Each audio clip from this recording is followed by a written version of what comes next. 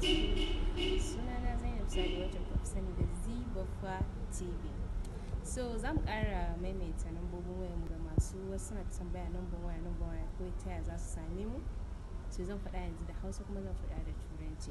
Ga masu buƙatar koyon karatu ta WhatsApp za ku tuntube mu a lambar wayar mu 0800 35 8 4 9 2 6 0800 35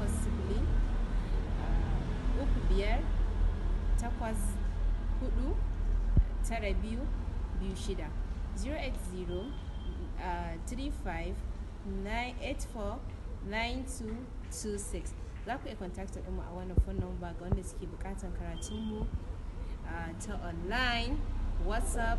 Za ku yi registration kuma sannan ku fara karatu. Ina ba dimbin masoya da suke